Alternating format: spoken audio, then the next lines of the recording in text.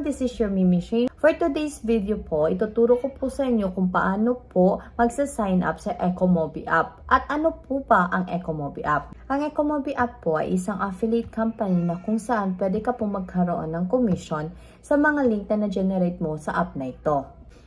Ang tanong po, paano po tayo magkakaroon ng commission? Magkakaroon po tayo ng commission kapag po yung link na generate natin sa app na ito ay kapag po may nag-click at binili yung items or product na pinopromote natin, dun po papasok si commission. So, magkano po ang commission? Ang commission po ay nakadepende po yan kung saan po galing yung items or product. Tulad po sa Lazada, ang kanilang commission po ay umaabot po sa 7.8%, Shopee is 2.6%, Watsons is 3%, at ang Adidas Philippines po ay umaabot po ng 3.4%. Tara na po, tuturo ko na po sa inyo kung paano po magsa-sign up sa Ecomobi. Step by step process po tayo. Syempre, una po, pumunta po muna tayo sa Apple Store or sa Play Store nyo. Ang una po natin gawin ay pumunta po ng Play Store or Apple Store nyo po. Isi-search nyo po si Ecomobi. Ayan po, Ecomobi Apasyo po. Pagkatapos po, i-click nyo lang po. Ayan, at i-install nyo po. Hintayin nyo lang po na ilang segundo at ito'y may install na po. Pagkatapos po ay i-open nyo po ang app at mapupunta po kayo sa checking for security issues. Depende po yan sa phone na gamit nyo. Ayan at okay na, i-open nyo na po ang app. Pagkatapos po ma-open ay mapupunta po kayo sa sign up. Ayan po, kailangan nyo po mag-sign up at i-fill out po lahat ng details na kailangan po. Kailangan nyo lang po i-click ang sign up at ayan po, kailangan nyo pong ilagay ang username na gusto nyo pong ilagay. Pagkatapos po sa username ay pumunta po tayo sa email. Ang email po ay kung saan yung Gmail nyo po na active para po doon po isisa ni Ecomobi ang kanyang confirmation. Next po sa email ay ang password po. Dito po sa password ha, dapat po matibay at hindi madaling hulaan. Sa paggawa po dapat ng password ha, tandaan nyo, mayroon po dapat ilagay na lower and uppercase at may number po. Para po di basta-basta po mahahack at secure yung account ninyo. Yun po ang pinaka-importante dito.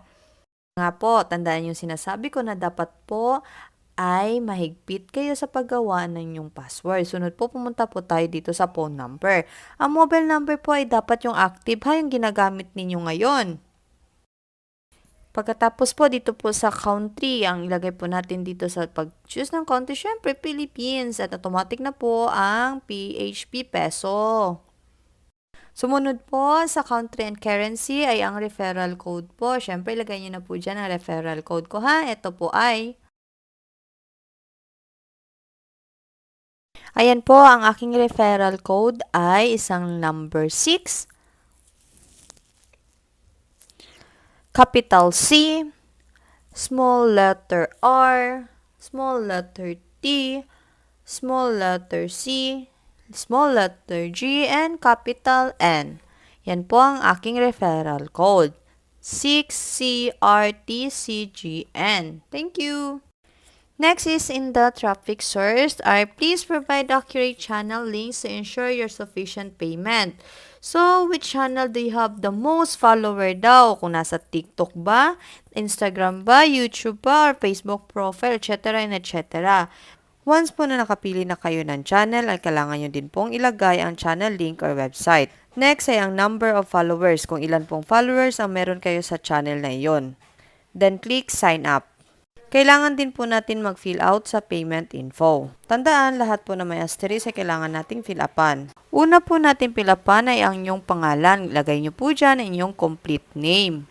Sunod po ay ang address. Siyempre po kailangan po dyan ang complete address. Meron pong street. Kung may block po, subdivision, house number, barangay, or most importantly is the city, province, at ang zip code po or tinatawag din natin postal code. Katapos po sa postal code ay pumunta po tayo sa national identity card number or passport po. Kung ang tanong nyo po, paano po pag wala akong national ID or passport, wag po kayong mag-alala. Mamaya po sasabihin ko po kung ano po ang pwedeng nyong gawin. Sunod po dyan ay pumunta po tayo dyan sa date of issue. Sa date of issue naman po kung kailan na-issue yung national ID nyo or passport, makikita nyo naman po yan doon.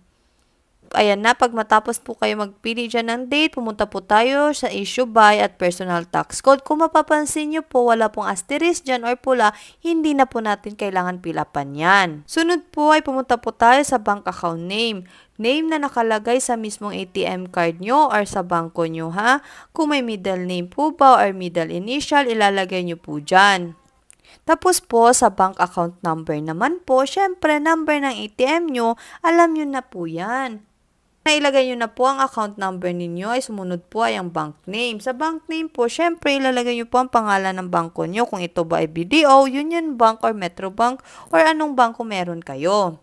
Tapos ay ang branch ng bangko kung saan po ito. Ang branch ng bangko kung saan kayo nag-open ng account nyo. Malalaman nyo yan, just check your ATM card po. Tapos, sa pinakahuli po, upload your national ID card, image, or passport po. Sabi naman po dyan, attach 2 photos of your national ID card, front side and back side. Ayan po, kung makikita nyo po, kailangan nyo po daw i-upload ang front side. Tapos naman po ang backside ng national ID or passport ID nyo. Tandaan nyo po sa pagpicture ng ID, kailangan po ito'y malinaw at mababasa, hindi malabo, na kasing labo ng relasyon nyo. Joke! Doon po sa tanong kung paano po pag walang national ID or passport, ganito po ang gawin ninyo. Kasi ito lang po ang requirements ng Ecomobi sa payment information. Pwede po kayong gumamit ng passport or national ID at bank details na pinagkakatiwalaan ninyo. Tulad po ng asawa nyo, kapatid po, dahil pera po pinag-uusapan dito. Ayan po, pagkatapos nyo po pila pa ng payment info, isi-save nyo lang. Once po tayo naka-sign up, hintayin lang po natin ang confirmation doon po sa active Gmail na inilagay nyo po. Kung mapapansin nyo po, andito po tayo sa loob ng Ecomobi app. Dito po makikita ninyo kung ilan po ang percentage ang commission na makukuha nyo. Yun lamang po, kung may mga katanungan pa po kayo about Ecomobi, just comment down below po at sasagutin ko po lahat ng katanungan nyo.